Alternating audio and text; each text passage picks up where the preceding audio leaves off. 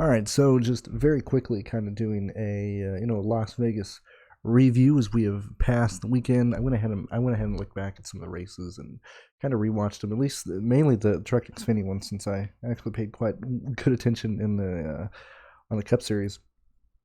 But when we look at the practice laps and where at least I went, I mainly go off of practice for the most part in terms of when I'm trying to find my potential lap leaders. And so Kyle Busch and Ty Majeski being at the top of the charts for each of these was really what I wanted to look at. I like their average speed. I like these runs that Majeski was showing, and I liked his runs in comparison to other people. I mean, very identical with Nick Sanchez, which we saw up there until he kind of got stupid. Crafton, Nemechek, Zane Smith. You know, I really wanted to see these speeds coming right off the trailer. And personally, I just really enjoyed what Ty Majeski had. I mean, it was clear as day that Kyle Busch would have the fastest truck. Um, and I just decided to go with Majeski. Also, another decision is, and I mentioned it last week in several videos, but I wanted to focus more on trying to not necessarily build balanced lines, but focus more on potential lap leaders and guys who are going to run fast laps in the 8 and 9K range, who I might not have as like slam dunk plays, but a lot of the times, if they get you like a 4.8, a 4.9, even like a 4.7 type of value day, it doesn't kill you. And Majeski is a very similar situation here. As I said, I totally wasn't paying attention. Only played 6 lines just because I didn't have time to reserve it, more lines and more contests. All my Majeski lines cashed. Clearly, the ones that I didn't have Majeski didn't cash. Garcia was incredibly quick. And Majeski didn't even get the lead, man. Both times that he was attempting to run second or possibly get around Kyle, the guy on his inside nearly killed him. Majeski nearly got wrecked twice in this race, just due to the cars on the inside. But this is where I went on him. I loved Friesen. Dean Thompson was fast. Even Matt Mills, just because he was starting last. And yeah, these are the lines that I ran. Raja probably just another big X there, and this one's still cashed as well, but just another big X. Got involved in a wreck when he was pitting. Somebody ran his ass over. I forgot who it was, but somebody ran him over entering pit lane. TV broadcast didn't even cover him. They were just like, "Oh man, he has some damage randomly." But yeah, Dean Thompson, Howard showed up to be really fast. I was not expecting him to have a top 20 run like he did, but these are the lines that I ran. And just I don't know, it's kind of whiffed in my opinion. Just I thought Majeski would totally lead more laps and stuff. That's just kind of I think where I made a mistake there.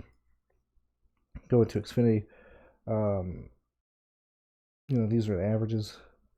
These were the practice laps, and this was the main reason why I wanted to focus on Cole Custer. I mean, Cole Custer looked so fast. When we look at these runs here, Cole Custer, I understand that he didn't run a long run, but I really took in consideration, okay, look, and maybe I should have done this with Kyle Busch for the Xfinity Series. I don't know. Because he did runs. Like he does a 4-lap run here, he goes down pit lane, does a 3-lap run here, goes down pit lane, does a 4-lap here, down pit lane, he comes back out. I was just looking at it like, okay, look, he has enough confidence in the car, and clearly, like they are up to speed. When I looked at Kyle Busch being unhappy with his car, he's running 176s, 174s. Cole Custer arrived and he's running 178s, 177s. Like I truly, honestly thought that. I just thought that Cole Custer would run better. I really, really did. And clearly because Herbst is right here as well. When we look at Herbst, especially in his runs too, Herbst is right there.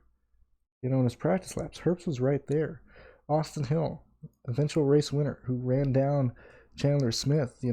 This is a primary reason why I did not chase Chandler Smith. I saw him here, 13th best average, okay? Starting first in a situation where a colleague has ran into issues starting on first at this racetrack. I didn't play Chandler Smith. I didn't expect Austin Hill to show up and be, just a absolute front-run contender. I expected that to be Nemechek, and he just kind of fell off a cliff once he got deep in the field. But I'm mainly just showing why I ended up on certain guys back here. Even when we go to the bottom of the totem pole, this was the main concerning issue for me with Ryan and Jeffrey Earnhardt, because they were just really, really, really, really, really slow. Joe Graff Jr., yet again, slow, just trying to get different. Didn't really pan out there. I'll probably stop being so aggressive on Earnhardt moving up. This is the main reason why I like LeBay so much. 22nd best average. When I looked at his laps, they were pretty decent. Sammy Smith was right up there until he nearly killed a crew on pit lane. Brandon Jones was really going to say, F you to everybody for playing him as a PD play, because Brandon Jones was about to finish 5th until he had an issue on pit lane and got speeding, and then got speeding again and just had a rough time. Anyway, this is where I ended up going. I was just I thought Custer would have the best. I thought Custer would have the best car of the entire day, even despite the fact he's going to the rear. I thought he would have the best day ever. Outside of that, liked Allgaier. I liked, Nemechek. Like I said, he went back in traffic and he fell off a cliff. That was absolutely. I'm assuming traffic was just terrible for some people, because Custer couldn't get through the field, Nemechek couldn't get through the field, and he fell back. Sammy Smith couldn't get through the field. I mean, granted, he, like I said, he lost a lot of ground, but when you look at his lap times, they were super, super slow during the race. Jones, just a lot of the guys had issues in pit lane and stuff. And so, yeah, sure, I ended up on Austin Hill in 2 lines, mainly because I'm trying to just get to be like Sheldon Creed, Sammy Smith, Joe Graff Jr., Jones.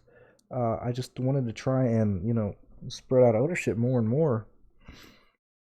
Yeah, if I didn't go so much Custer, we would have had a probably relatively good day. We still cashed. Anytime I don't have to redeposit stuff, that's perfectly fine with me, but I just went way too much on Cole Custer and Graff. I just want to be aggressive on Graff. Didn't work out. Where I went with the value plays.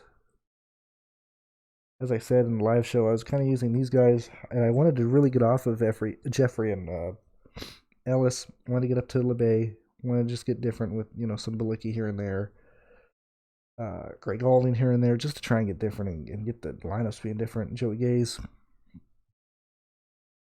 As I said, this is just kind of where I'm at. My main whiff for the truck race was just being probably too aggressive on Ty. Super whiff here was just playing way too much Cole Custer.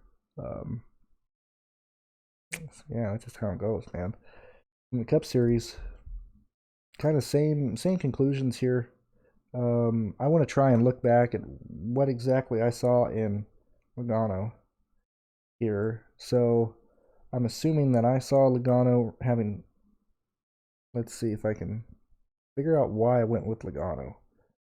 So 4th best 5-lap average. I think I was envisioning Logano as somebody who would lead laps in the beginning of the race.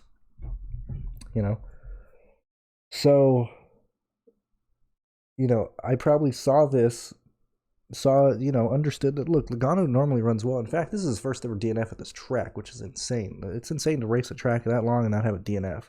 Like, I have bad finishes and stuff, but his first ever DNF, that's insane. This has been a wildly consistent track for Logano and Penske. But I saw these, and I was like, okay, cool. Maybe he can hold off on the long run. I think he only led like 7 laps or something. When we look at practice laps, he was right up there, man. He was right up there. Identical with Byron, identical with Larson. I did not see anything concerning here.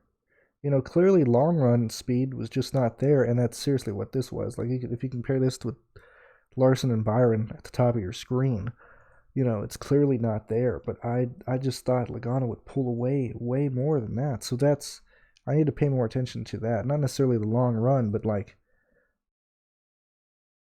that's where I whiffed. I fucking made a mistake there. That really, really blows. It sucks. Really, really sucks.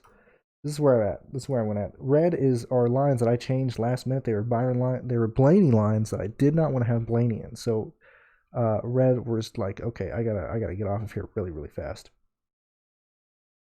I believe 8. No, it wasn't 8. I believe it was this. It's either 7. It might have been 7 or 9, and then 18 and 19.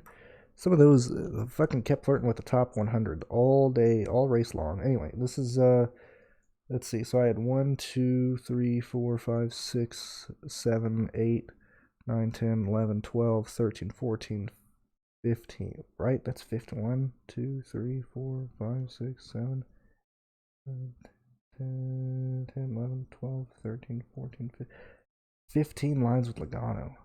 I had 7 or 6 lines cash. Unfortunate for sure. Just didn't lead early in the race like I thought he was. Ownership was pretty spread out, which was good to see. Not just, well, I mean, clearly not with me, but in the contest in general. But I loved Byron. I liked him as easily a secondary lap leader to Logano and Larson. Little did I know it would just end up being Byron, but at least I was smart enough to pair Byron and Larson together in quite a few lines, specifically lines that did not have Logano in them, because those were just lines I envisioned that they would run away with. Alex Bowman up front, and this is another situation to where I want to just play guys who are going to be top 15 contenders all day, because you can get runs on pit lane, you just get lucky, not necessarily lucky, like you're going to have speed, but people like Bowman, people like Halen, Bubba Wallace. Fucking loved Bubba Wallace. Loved Bubba Wallace. Wanted to be ahead on Truex. Truex's price is gonna go up, man. He's been there in both races. Has had fantastic cars in both races. Despite the fact that he stays out, and he actually performs really well. Like he should have fallen back like 7 on the first lap. The fact that he came out turn 4 and 3rd was absolutely nuts. He did everything he could on that last restart. But I loved Truex, man.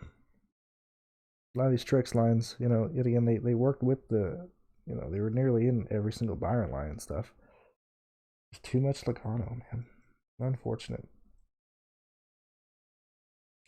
Eric Jones brings out that last yellow. Eric Almirola brings out that last yellow. Eric Jones and AJ get caught up in that last wreck. Busher was running decent even until he got put into the fence. I forgot to put him in the fence, but he hit the wall pretty hard and still maintained a top 20 run position due to the fact that I think it was 19 people were on the lead lap for a majority of the race. So even if you were slow and you didn't get lapped, you end up just staying in the top 20. Justin Haley, the guy who ran 22nd all day, the guy who ran 23rd. He was 23rd, 22nd, 24th all day long until that last green-white checkered. Squeezes into the optimal, squeezes into just a dominant play. I did not have any Haley, didn't have any AJ. This is where I went back here. Harrison just kind of didn't pay off as much as I thought he would. And it kind of sucks there. Ty Dillon is just fucking slow. I have no idea why there's such a huge discrepancy between Ty Dillon and Corey LaJoie. I just don't understand it right now. But you can see, so I had 1, 2, 3. Actually, this isn't including LaJoie. Let's not include LaJoie. Although I think I had LaJoie in nearly every line I didn't have. Okay, so this is 1, 2, 3, 4, 5. Excuse me. I had 5 lines that did not get into the value range, which is what I kind of want to start working more. I want to not get in the value range as much. I want to get in more of the 8 and 9K ranges more.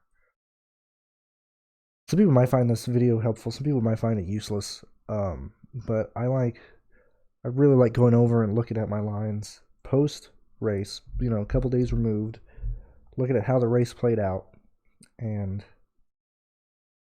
getting an idea. I just whiffed, man. I had a whiff on every single race. It was Logano, Custer, and in my opinion, Ty Majeski, to him being too bullish on Ty Majeski. Just unfortunate for sure. And I have no regrets. Look, entering the week, yeah, maybe, be a bit lower on Logano, but still, with his track history, with him starting first, I thought for sure he would lead at least like 30, 40, 50 laps or something.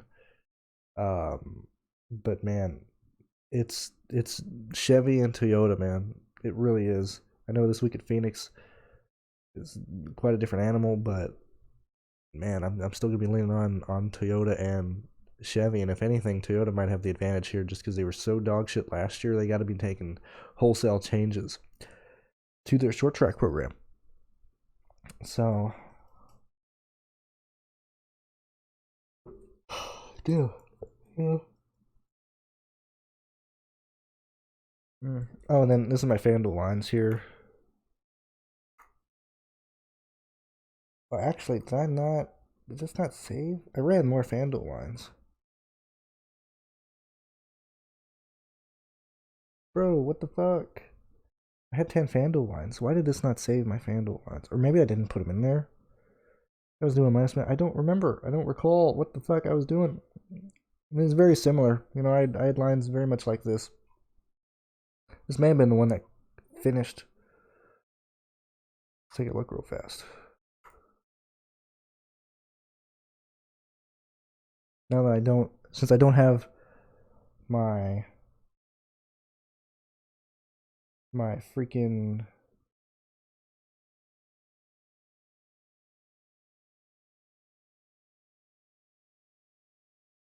I don't have them saved.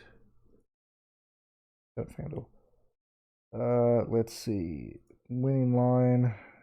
God damn it, I hate how FanDuel just ties. Crazy. This guy here flirted with being optimal all day. I'm pretty sure it is 362. Yeah, it's this one right here. This one flirted with being optimal all day. Before that last green light checkered, I think it was 20th, 18th, somewhere around there. But mainly any line with Logano didn't cash, which I think I had Logano at least. Yeah, I had a lot of Logano.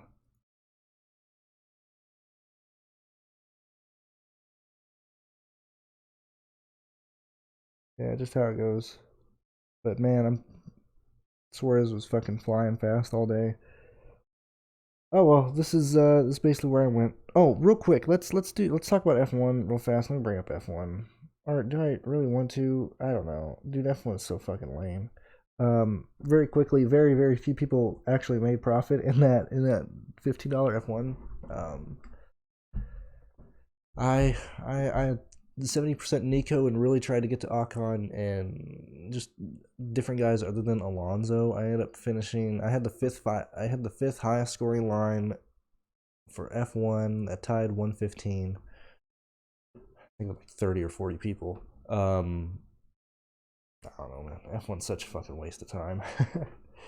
If they're not gonna change that scoring system, man.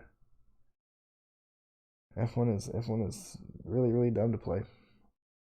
I'll keep playing, but just unfortunate there. But anyway, that's my review, or at least my review of like me personally. Like, I don't know. I need to do this more to get better. You know, analyze what I'm doing wrong, what I'm like. 75% Logano. That's damn it, man. If I'm right, that's good. If I'm wrong, I'm wrong. But I loved Larson. I loved Byron. Should have just been more on them. But even with that, like I think another reason why I didn't mind playing Logano is because I didn't think his ownership would be that high, and it wasn't. It was like 27%, 29%. When it's like that, fuck, I got like 3 times the field on him. I can't get off of Logano, so I don't really have any regrets. Just unfortunate, man. Fortunately, Logano was that slow. We'll move on and lick our wounds and move on next week. But at least I don't have to redeposit or anything. If you guys want to support me, support the work that I do. If you enjoy the content, feel free to join the Patreon, or feel free to keep just supporting me through the super chats on the live shows. And I will see you guys probably tomorrow when we start looking at this weekend's race at Phoenix in the desert. Also, Danica Patrick, I have no idea what you're doing in the booth. Wow. Oh my God. All right. See you guys later.